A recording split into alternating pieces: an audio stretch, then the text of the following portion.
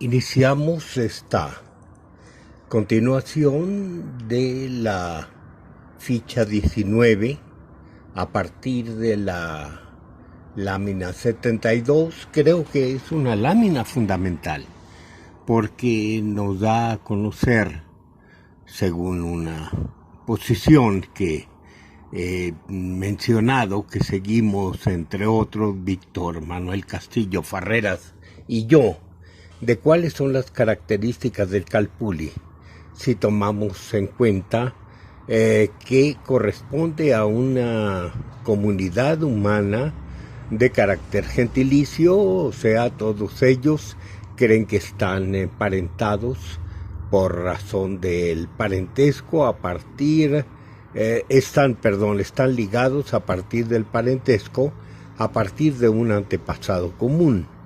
Todas estas características provienen precisamente de las fuentes documentales, las principales fuentes documentales, entre ellas la muy valiosa fuente de Zurita o Zorita, un abogado enviado por el rey para darse cuenta de cuál era el funcionamiento del orden social.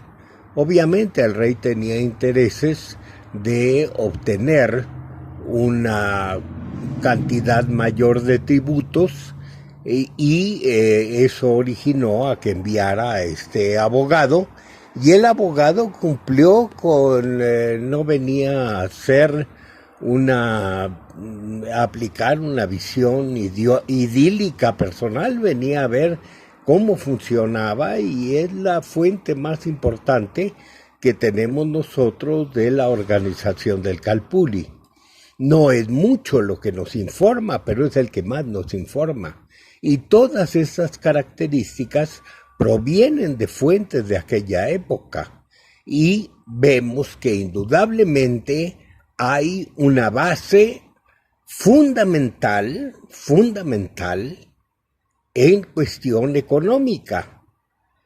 El Calpulli es el propietario propiamente, el propietario de la tierra, y del Calpulli emana la posibilidad de una distribución entre las familias que lo componen.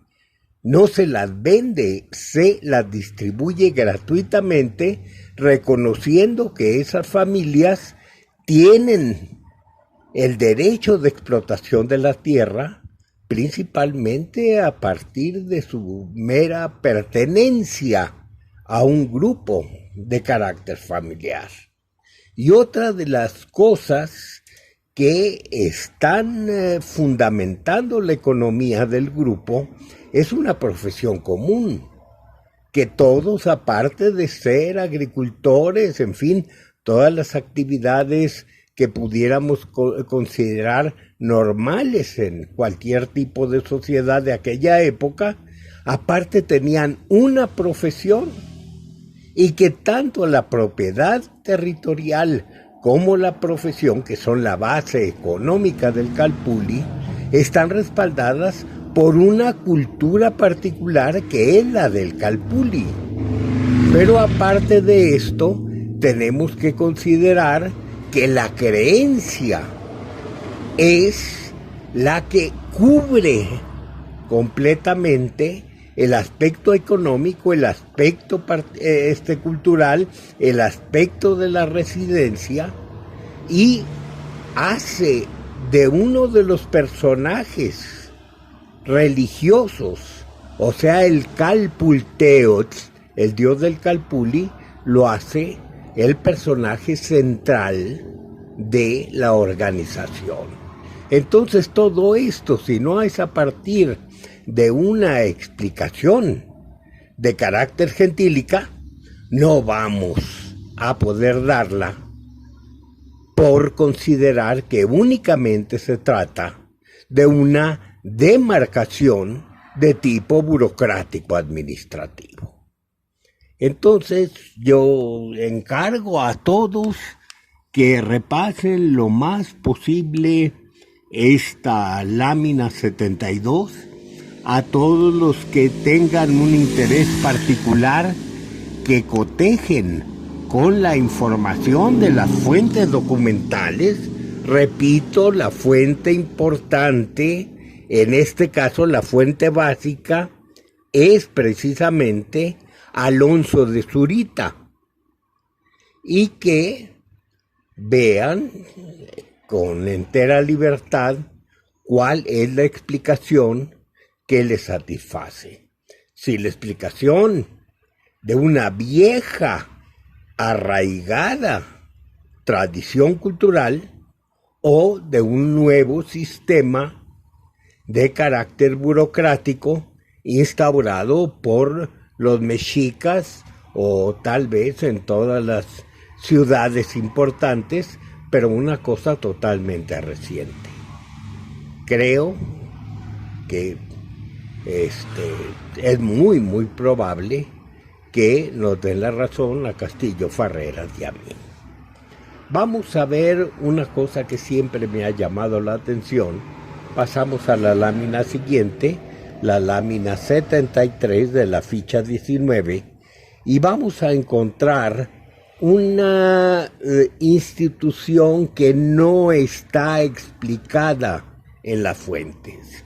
La representación de los distintos calpuli que integran una ciudad dentro del en el centro de la ciudad, precisamente como edificios del gran conjunto templario, que es en el caso de la ciudad de México-Tenochtitlan lo que se denomina como el conjunto del Templo Mayor. Son 70 y tantos edificios, no llegamos a un número preciso, pero curiosamente hay templos dentro del gran conjunto que reciben el nombre de calpuli. ¿A qué se refiere esto? No lo sabemos.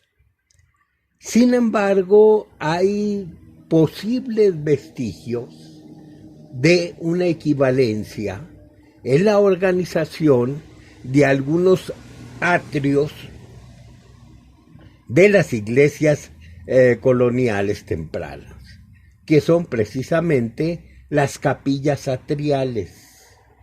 Curiosamente, hasta en nuestros días, algunas de estas capillas atriales corresponden a los barrios principales del pueblo. Y en este caso señalo una de las capillas de Huejotzingo. Son lugares muy importantes en el culto actual cristiano, pero evidentemente son edificios que tienen vínculos con lo que ahora son los barrios, pero con reminiscencias importantes también de carácter gentílico en algunos pueblos del centro de México. Vamos a otro de los problemas. Esta visión tan del centro de Mesoamérica, ¿qué tanto se puede explicar? ¿Qué tanto nos puede explicar otros pueblos? Lamentablemente, si para el centro de Mesoamérica es muy poca la información que tenemos, también es muy poca, es menor incluso la que tenemos para otros lugares. Algunos autores han penetrado afortunadamente en estos estudios y quiero señalar uno de los estudios que pueden considerarse ejemplares que se llevaron a cabo en el Colegio de México. El autor de este estudio es una tesis profesional, es Rodolfo Pastor, un estudiante hondureño que pasó mucho tiempo aquí en México y que se puso a estudiar la Mixteca a partir de vocabularios. Y en estos vocabularios que él analizó filológicamente, encontró relaciones muy interesantes que permiten equiparar la organización mixteca del Siqui con lo que es el Calpulli para los pueblos nahuas del centro de México. Entonces, también es una obra que yo les recomiendo a ustedes para que vean que, aunque sea difícil, es posible penetrar en estos estudios. Y como las obras de Pastor, hay otras obras dedicadas principalmente a la organización de los pueblos de la península de Yucatán o en general del área maya. Voy a referirme en este momento a uno de estos estudios, aunque su opinión sería muy diferente a la tesis que aquí expongo.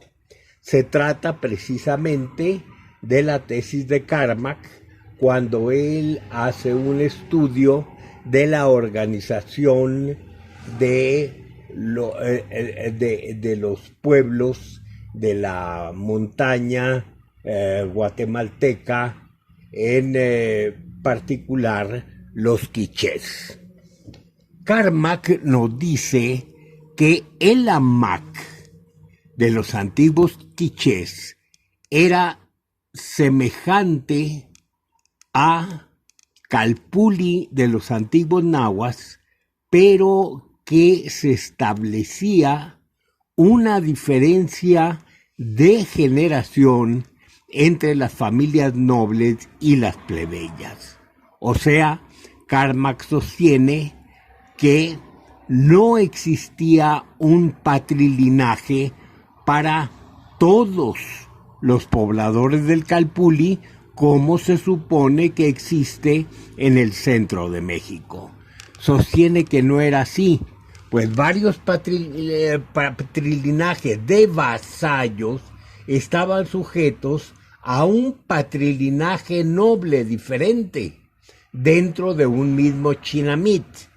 La palabra chinamit es la palabra que se usa como equivalente a conjunto, a barrio sería. Chinamit es una palabra que deriva del náhuatl, no es de origen quiché, y que nos está dando como etimología un lugar cercado. Argumenta Carmack que los linajes plebeyos o arañas, Amac, no pertenecían al mismo linaje de una casa grande, o sea, la Nimja. Esto, como les digo, iría en contra de lo que Castillo y yo suponemos para el centro de México, porque consideramos que todos en el Calpulli están unidos, nobles y plebeyos, por el parentesco.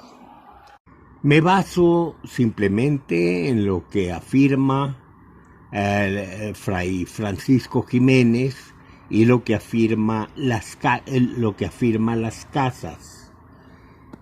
Fray Francisco Jiménez dice que un amac, o sea, una araña, es un pueblo pequeño extendido como están las piernas de una araña, de que toman la similitud para darle a este nombre. Ya añade que un amac consistía en una parentela o calpul. Incluso está usando aquí Francisco Jiménez el nombre de calpul. Esto iría en contra de lo que dice Carmack. Pero aparte, las casas dice que en el siglo XVI, en su época, en el siglo XVI, los habitantes de aquellas tierras, se refiere a Guatemala, todos los vasallos tuvieron origen de los primeros señores. O sea, la idea de un mismo origen de nobles y plebeyos nos está dando la razón. Es la base gentilicia, independientemente de la división de nobles y plebeyos, se cree que todos son descendientes del mismo personaje que hemos llamado tanto Calpulteotl como dios del Calpulli, como Tlacaxinachtli, o sea, el primer antepasado, la primera semilla del grupo. ¿Qué es lo que resulta? Si todos son parientes, si todos son descendientes de aquel ascendiente común, entonces vamos a tener que dentro de la descendencia hay linajes, o sea, un linaje corresponde a una función particular dentro de la sociedad, y estos linajes, o sea, determinados descendientes del original, vendrían a tener como función el gobierno, mientras que otros tendrían como función la dependencia de los primeros para cumplir las funciones que sustentan a la sociedad. O sea, esto corroboraría tanto lo que nos dicen Francisco Jiménez como Las Casas, la idea de la descendencia común. Pasamos a la siguiente lámina, la lámina 76, que habla de lo cotidiano ante la contingencia. Simplemente para decir que según las fuentes documentales, uno de los principios básicos de la organización en Calpulis es la protección que el Calpulli puede dar a todos los que pertenecen a él. Y en esta protección tendríamos principalmente todos los desastres agrícolas que ya por sequías, ya por abundancia de aguas, por plagas, por cualquier razón, van a tener los pueblos. En caso de una contingencia, el Calpulli responde. En caso de que el Calpulli no pueda responder, hay organismos estatales, trojes estatales, que responden a esta necesidad.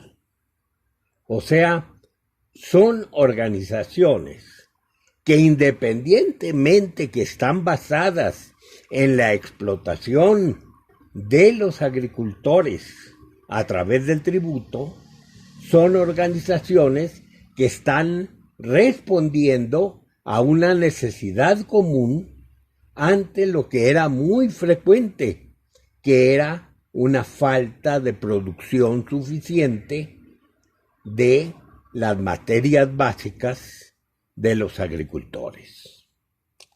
Pasamos a la siguiente lámina, en la que resumo todo lo anterior con una foto de uno de los grandes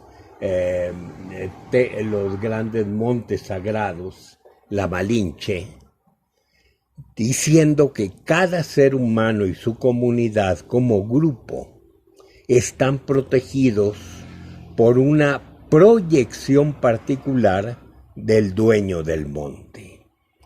Esta protección incluye una correspondiente responsabilidad de mantener una relación que incluye el reconocimiento, el culto y el buen aprovechamiento de los recursos de subsistencia que proporciona el Dios a toda comunidad. La conducta mala o negligente de uno de los miembros perjudica a toda la comunidad. Es una de las formas de cohesión social. Si se quiere, es demasiada presión sobre los individuos. Tal vez la vida no sea cómoda, de tener todos los ojos de la comunidad arriba de la conducta de los individuos,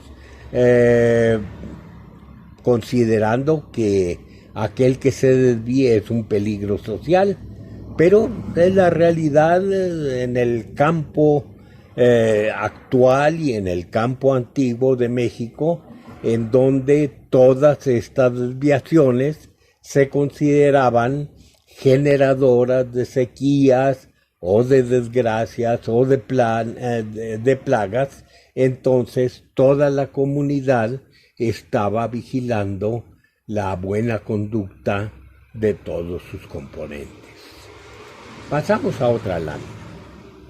Y en esta otra lámina vemos a don Lucio y a don Timoteo Hernández, que fueron conocidos graniceros de aquí del centro.